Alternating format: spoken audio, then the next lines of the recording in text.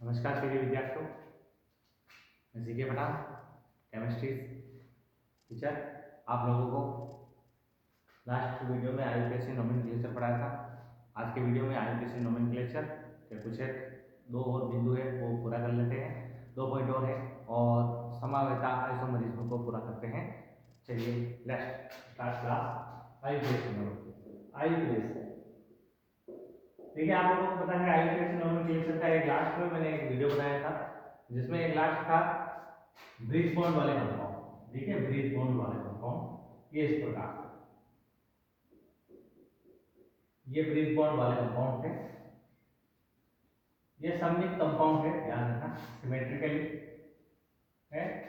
अब देखिए, इसमें जो ये है ये दोनों सेम है और यहाँ पर ये जो है ये दोनों सेम है और ये है आपके पास लिगेंड, ये लिगेंड है जो ब्रिज बॉन्ड से बॉन्डेड है। इसको लिखते समय क्या लिखना पड़ेगा? म्यू से लिखना पड़ेगा। अगर ये एक जैसी दो बार है तो आगे डाई लगा दीजिए, डाई म्यू एमिडो, डाई म्यू एमिडो। अब देखिए, दो बार है तो 20 और दो और दो यानी कि 4 बार टोटल है यानी कि डाई क्लोरो। लास्ट वाले वीडियो में यहाँ डाई क्लोरो नहीं लिखा था, आप लोग वहां मेंशन कर लेना, डाई क्लोरो जरूर लिखना। वहां डाई क्लोरो नहीं लिखा था, डाई क्लोरो जरूर मेंशन करना। और कोबाल्ट आप जानते हो ये हमेशा थर्ड में आता है, मैक्सिमम टाइम थर्ड में आता है कोबाल्ट का। ये इस प्रकार से इसका नामकरण होगा, डाई म्यू एमिडो 20 डाइक्लोरो कोबाल्ट। ये ब्रिज बॉन्ड है, ब्रिज बॉन्ड को आप म्यू से डिनोटेट करते हो। ये एक सिंपल सा है, आप लोग देख लीजिए। अब इसमें थोड़ा सा मैं परिवर्तन कर देता हूँ, थोड़ा सा परिवर्तन करके आपको बता देता हूँ कि अगर मान लीजिए इसी प्रकार से कंपाउंड है और यहाँ मान लीजिए मैंने ग्रुप चेंज कर दिया है, यहाँ मान लीजिए मैंने ग्रुप लगा दिया है OH, यहाँ ग्रुप कौन सा लगा दिया? OH।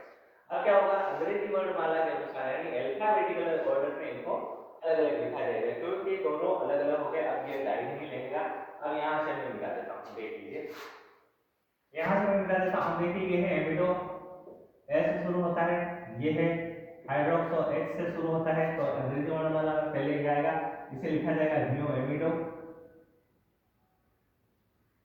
चलिए लिख देता हूँ इंग्लिश में, mu amido, mu hydroxo, mu hydroxo 20, ये का ये लिखेंगे आप 20 डाइक्लोरो, 20 डाइक्लोरो कोबाल्ट थर्ड। ये इस प्रकार से इनका नामकरण होगा, ये खास करके ध्यान रखना है आपको। ये थोड़ा सा सिंपल सा तरीका है, इसमें कोई विशेष है नहीं। ये ब्रिज बॉन्ड द्वारा जुड़े हुए लिगेंड है, ये ऋणात्मक लिगेंड है। इसका ऑक्सीकरण कैसे निकालते हैं लास्ट वाले वीडियो में मैं आपको लोगों को बता चुका हूँ। ये CO CO दोनों का सेम आएगा, थर्ड आपके पास ऑक्सीकरण है इसका। ये नोमेनक्लेचर था, आईयूपीएससी नोमेनक्लेचर बिल्कुल इजी वे में सममित कंपाउंड के लिए था। इससे बड़े भी और होते हैं कंपाउंड, असममित कंपाउंड के लिए, लेकिन आपको यहाँ तक की नॉलेज में ध्यान रखना है। यस, नेक्स्ट आगे एक और एग्जांपल मैं ले लेता हूँ आईयूपीएससी नोमेनक्लेचर में ही, आईयूपीएससी नोमेनक्लेचर में ही एक एग्जांपल और ले लेता हूँ।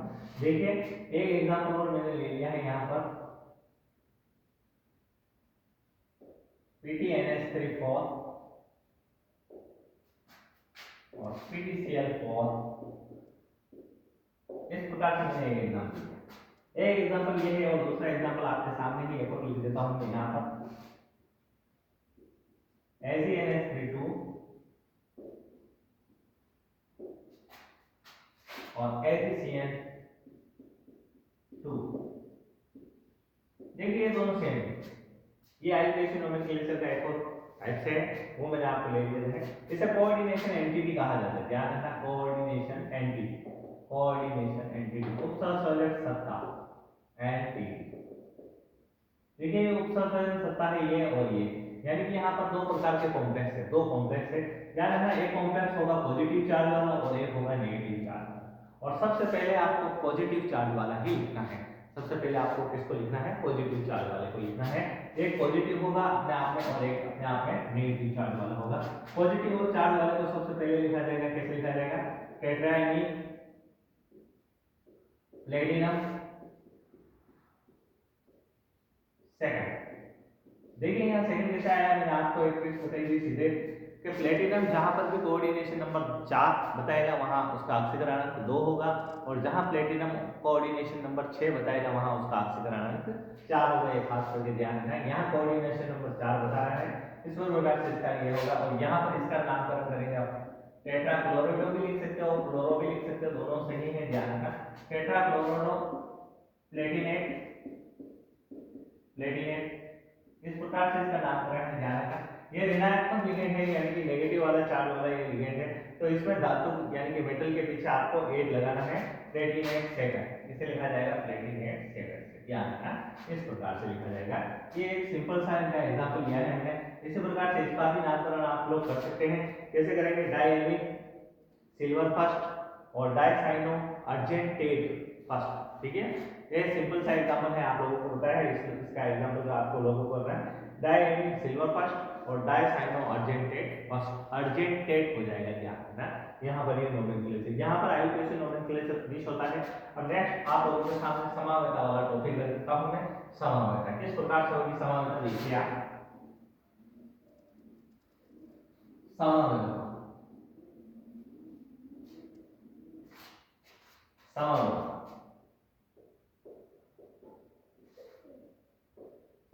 समावता को इंग्लिश में आइसोमरिज्म कहा जाता है, आइसोमरिज्म।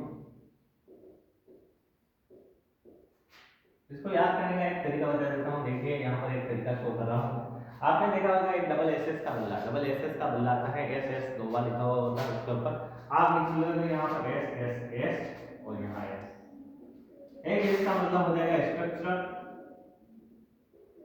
स्ट्रक्चर, और एस, एक एस का मतलब हो जाएगा स्टीरियो, स्टीरियो आइसोमरिज्म, इस प्रकार से एक होगा स्ट्रक्चरल आइसोमरिज्म और एक होगा स्टीरियो आइसोमरिज्म। स्ट्रक्चर और स्टीरियो, स्ट्रक्चर को हिंदी में बोलते हैं संरचनात्मक और स्टीरियो को बोला जाता है त्रिविमीय। स्ट्रक्चर में आप किस प्रकार से डिनोटेट करोगे, इस प्रकार से मैंने बता दिए हैं, ये 4 प्रकार से हैं आपकी बुक में, 4 प्रकार से, बाकी अनेक प्रकार से होता है, उनके भी नाम आप लोगों को बता दूंगा। और यहाँ पर 2 प्रकार से है, खास करके ध्यान रखना, एक होता है जियोमेट्रिकल और दूसरा होता है आपके पास ऑप्टिकल। एक होता है आपके पास ज्योमेट्रिकल और एक होता है ऑप्टिकल। स्टीरियो आइसोमर्स, समावता, समावता किसे कहते हैं, समावता बिल्कुल इजी इसकी डेफिनेशन है, वे कंपाउंड होते हैं जिनमें क्या होते हैं, उनके मॉलिक्यूलर फॉर्मूला तो सेम होते हैं, लेकिन उनकी संरचनाएं अलग हो सकती हैं, संरचना स्ट्रक्चर, और वो त्रिविमीय रूप से उनका जो विन्यास होगा, स्टीरियो और ओरिएंटेशन जो होगी उनकी, वो अलग अलग टाइप से हो सकती है, उसे स्टीरियो आइसोमरिज्म कहा जाएगा। ये 2 प्रकार से होता है, ज्योमेट्रिकल और ऑप्टिकल। ज्योमेट्रिकल में खास करके आपको ध्यान रखना है, टेट्राहेड्रल शेप वाले ज्योमेट्रिकल नहीं शो करते, टेट्राहेड्रल शेप वाले ज्योमेट्रिकल नहीं बनाते हैं, खास करके ध्यान रखना। इधर ऑप्टिकल में आपके डी और एल फॉर्म चलेगा, डी और एल फॉर्म चलेगा, और मिरर इमेज बनेगी, मिरर इमेज, और यहाँ पर डी और एल फॉर्म के साथ साथ मिरर इमेज बनेगी। इसे इनेंशियोमर्स कहा जाता है, इनके इनेंशियोमर्स, इन्हें इनेंशियोमर्स कहा जाता है, ध्यान रखना। यहाँ पर टेट्राहेड्रल वाले शेप ये नहीं बताएंगे, यानी कि अब कौन बचा, अब बचा आपके पास स्क्वायर प्लेनर वाले, स्क्वायर प्लेनर वाले इस प्रकार के बनाएंगे, ध्यान रखना आप, स्क्वायर प्लेनर वाले वो किस प्रकार से बनेंगे, सीस और ट्रांस बनेंगे, सीस और ट्रांस, 2 प्रकार से बनेंगे, सीस और ट्रांस बनेंगे। और ये जो होता है डी और एल वाले होंगे, D for L for, D को आप जानते हो डेक्स्ट्रो कहा जाता है, एल को लीवर रोटेटरी कहा जाता है। अब स्ट्रक्चर में देखिए, स्ट्रक्चर वाले किस प्रकार से होंगे, एक ट्रिक्स बता देता हूं, सिंपल सा है, हिंदी मीडियम वालों के लिए है, ब उ आ बी, ब उ आ बी। इंग्लिश मीडियम वालों के लिए भी है, कोई कठिन नहीं है, ली को हाई आयन, क्या लिखेंगे, ली को हाई आयन, ली को हाई आयन। ये इस प्रकार से स्ट्रक्चरल समावता के 4 प्रकार हैं। और हिंदी में ब उ आ बी, हिंदी मीडियम वाले बच्चे याद रख सकते हैं, ब उ आ बी। ब उ को क्या कैसे कह सकते हैं, कैसे क्या इनको पूरा नाम है, देखिए ब उ को लिखोगे आप बंधनी समावता, ब को लिखोगे बंधनी समावता, यहाँ ये उपसंयोजन समावता है, उपसंयोजन, यहाँ आयनन है, यहाँ आयनन समावता है, यहाँ पर विलायक योजन है, विलायक योजन। ध्यान रखना इस विलायक योजन को हाइड्रेट समावता भी कहा जाता है। ध्यान रखना विलायक योजन को हाइड्रेट समावता भी कहा जाता है। बंधनी उपसंयोजन आयनन और विलायक। इसके अलावा भी बहुत सारे होते हैं जैसे बहुलकीकरण, लिगेंड समावता, बहुलकीकरण और उपसंयोजन, स्थिति समावता भी होती है। इस प्रकार से स्ट्रक्चर में आपके सिलेबस में इसी प्रकार का है। बंधनी उपसंयोजन आयनन और विलायक योजन 4 प्रकार की है। इसमें से खास है आयनन, इसे खास ध्यान रखना क्योंकि इसमें आयन इधर उधर चेंज हो जाते हैं। एक उपसंयोजन जो उपसंयोजन वाला अभी आपके सामने एग्जांपल लिया था, बंधनी में ये लिंकेज वाला है। और विलायक योजन में क्या होंगे आपके पास जल के अणु ऐड होंगे, उसमें सिंपल सा काम है। अब इंग्लिश वाले मीडियम वाले देखिए लिको हाई आयन, यानी कि इंग्लिश में आप याद कर सकते हैं लिको हाई आयन। लिको का बोलते हैं लिंकेज, लिंकेज इसको कोऑर्डिनेशन, कोऑर्डिनेशन इसको हाइड्रेट, ये वाली विलायक योजन वाली हाइड्रेट।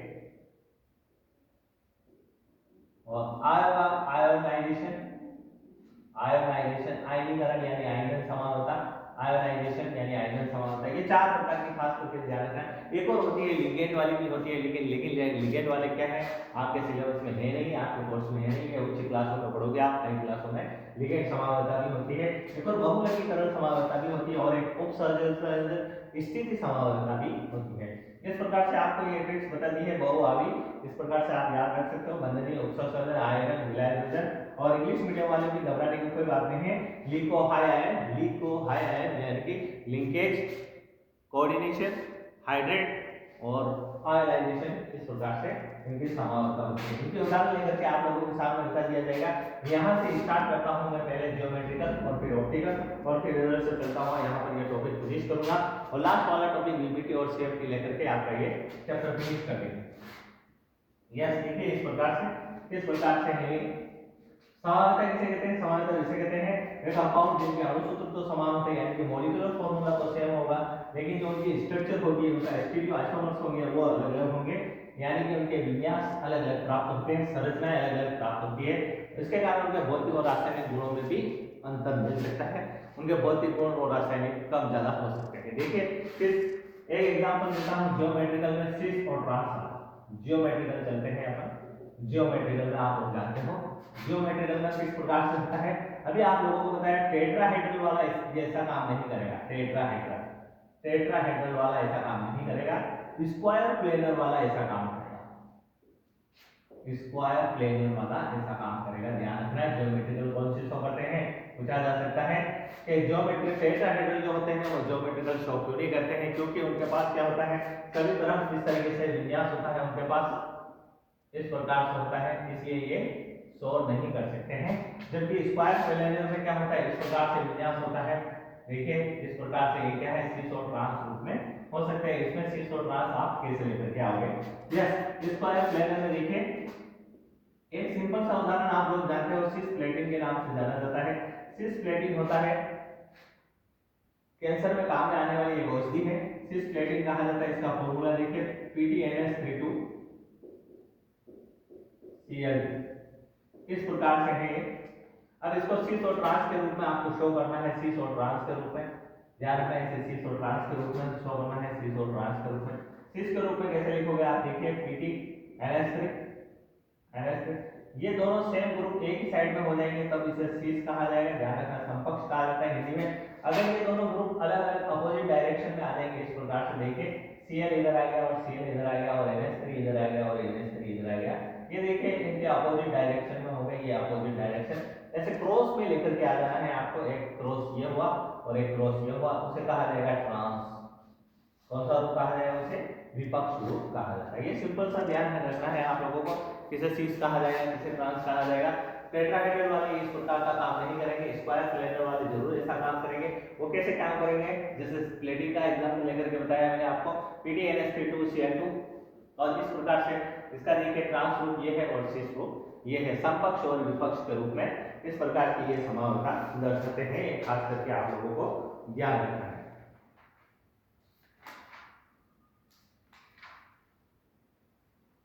इनके अलग अलग एग्जाम्पल ले सकते हैं आप लोग, ये तो था प्लेटिन का एग्जाम्पल और दूसरा एक एग्जांपल और लेकर के आप लोगों को बता देता हूँ, CONH3 दिया, CONH3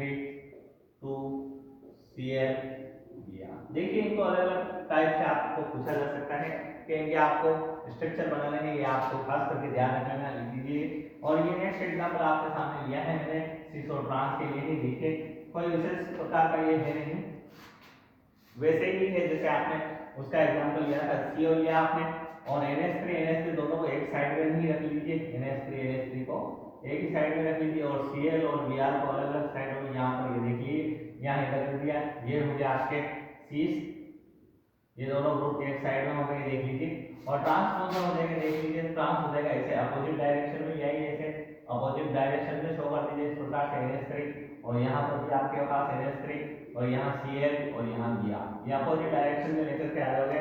इस प्रकार से ये क्या हो जाएगा, सीसो ट्रांसफॉर्म में हो जाएगा, ये है सीसो ट्रांसफॉर्म में, खास करके आपको ध्यान रखना है। अब नेक्स्ट आपको ये तो था स्क्वायर प्लेनर के लिए, स्क्वायर प्लेनर के लिए। अब आप लोगों को मैं ऑक्टाहेड्रल के लिए बता देता हूँ।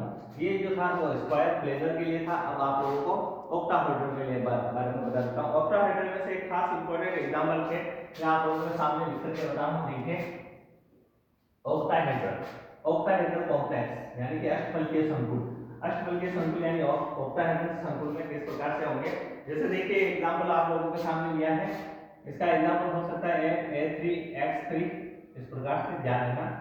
ये तीनों एक जैसे होंगे, जैसे किस प्रकार से देखा जाए, देखिए जैसे एक एग्जांपल यहाँ लिया है CONH3 और Cl3, आपके बुक्स में NO2 है, यहाँ पर आप NO2 भी लगा करके लिख सकते हो। मैंने एग्जांपल इस प्रकार से लिया है, यहाँ पर NO2 है आपके, ध्यान रखना। ये दो प्रकार से होगा, एक तो फ्रैक्शन जिसे FSC से लिखा जाएगा और दूसरा होगा मेरिडोनियल यानी कि MER से लिखा जाएगा, MER से लिखा जाएगा। फ्रैक्शन को बोला जाता है हिंदी में हल्की। अब ये देखिए किस प्रकार से स्ट्रक्चर होगा इनका, क्योंकि आप जानते हो इस प्रकार से स्ट्रक्चर होता है, अष्टफलकीय का स्ट्रक्चर इस प्रकार से होता है। यहाँ पर आप क्या करोगे, एक ही सिरे की तरफ और एक ही सिरे की तरफ ये लगा दोगे, जैसे यहाँ NH3 लगाया, यहाँ NH3 लगाया और यहाँ NH3 लगाया। इनका स्ट्रक्चर बनाने का तरीका बता रहा हूँ, बिल्कुल सिंपल तरीका है, आप लोग आसानी से याद रख सकते हो। यहाँ Cl लगाया, यहाँ Cl लगाया। अब फलकीय किसे कहा जाता है, ये फलकीय है, ये एक फलक के रूप में है, ध्यान रखना, ये फलक के रूप में है, ये पूरा एक फलक है। ध्यान रखना अष्टफलक में कितने फलक होते हैं, 6 फलक होते हैं। कितने फलक होंगे, 6 फलक होंगे। इस प्रकार से फलकीय रूप में है। देखिए ये फलक के रूप में बनाया गया है, ये इसको भी आप डिनोटेट कर सकते हैं, आपकी बुक में NO2 का एग्जांपल लेकर के समझाया गया है, यहाँ NO2 आप लोग लिख सकते हैं। ये है फेशियल आइसोमर्स, क्या कहा जाता है इसको, फेशियल आइसोमर। अब मेरिडोनियल किस प्रकार से होता है, एक के बाद NH3 के बाद एक Cl, एक NH3 के बाद Cl, एक NH3 के बाद Cl, उसे MER यानी कि मर आइसोमर भी कहा जाता है। मर आइसोमर का एग्जांपल देखिए किस प्रकार से, स्ट्रक्चर देखिए किस प्रकार से बनेगा, सिंपल सा एक स्ट्रक्चर का कोई विशेष है नहीं, यही एग्जांपल लेकर के बताना है आपको। MH3X3 ये इंपॉर्टेंट एग्जांपल है, ये पूछा जा सकता है एग्जाम के दृष्टिकोण से। यस Cl लगाया आपने, NH3 लगाया, अब आप क्या करोगे, यहाँ एक Cl लिखोगे, यहाँ एक NH3 लिखोगे, यहाँ एक Cl लिखोगे, यहाँ एक NH3 लिखोगे, यहाँ एक Cl लिखोगे। इस प्रकार से एक स्ट्रक्चर बनाया है। आप लोगों ने क्या किया है, इनको अल्टरनेट काम में ले लिया है, CH3 NH3 Cl Cl NH3, इस प्रकार से इनको रेखांशित समावयवी भी बोलते हैं। या चाहो तो आप इनको दोनों को साथ में लिख करके यहाँ पर भी लिख सकते हो, यहाँ लिख दिया आपने Cl और यहाँ लिख दिया आपने NH3, एक को अल्टरनेट कर देना है आप लोगों को।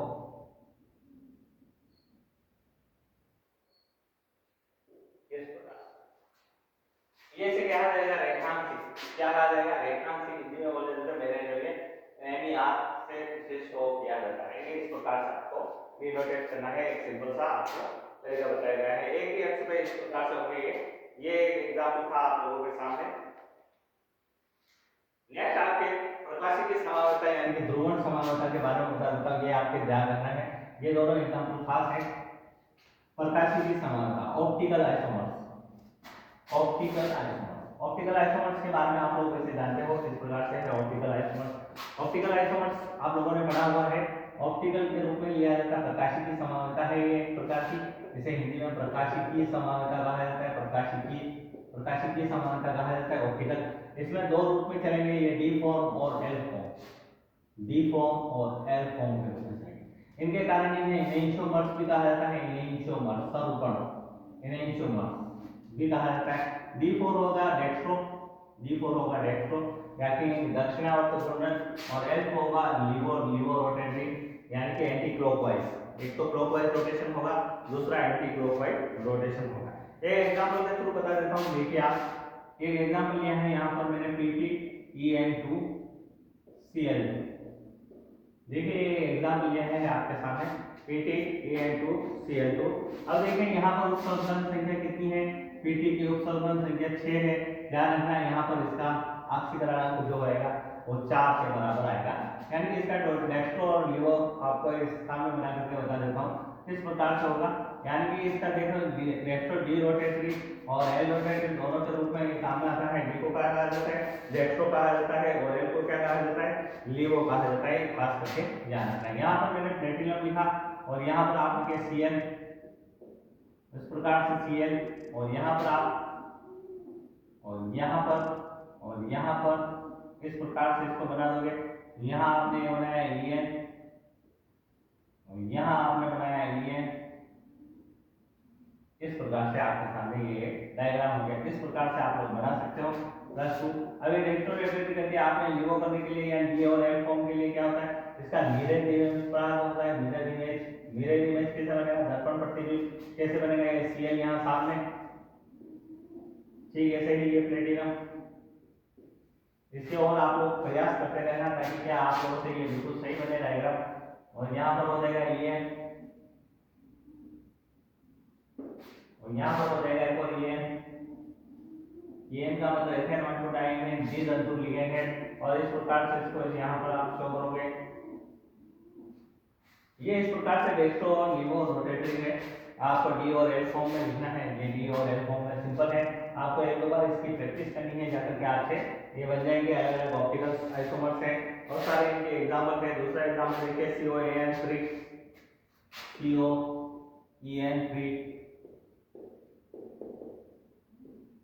इसके भी इसी प्रकार से बनेंगे। ये दो बनाए आपने, एक इस साइड में बना दोगे En और यहाँ पर एक En इस साइड में बना दोगे, इस प्रकार से बन जाएगा ये। और ये Cl की जगह आपने En बना दिया है COEN3 यानी कि COEN3। ये भी इस प्रकार से एग्जांपल है, ये आपको ध्यान रखना है। ये था प्रकाशीय समावेशिता, ये खास करके आपको ध्यान रखना है। धन्यवाद आप लोगों का कि इसमें आपको एक तो आइसोमर्स बता दिए हैं और दूसरा यहाँ पर ये टॉपिक फिनिश होता है। अब नेक्स्ट क्लास में आप लोगों को VPT और CFT बता दिया जाएगा, जिसमें वो चतुष्फलकीय होंगे या अष्टफलकीय होंगे और उनमें किस प्रकार का संकरण पाया जाएगा, हाइब्रिडाइजेशन किस प्रकार का होगा, sp3 होगा, sp3d2 होगा या d2 sp3 होगा, इस प्रकार के संकरण है। ये नेक्स्ट क्लास में आपको पढ़ा दिया जाएगा। धन्यवाद।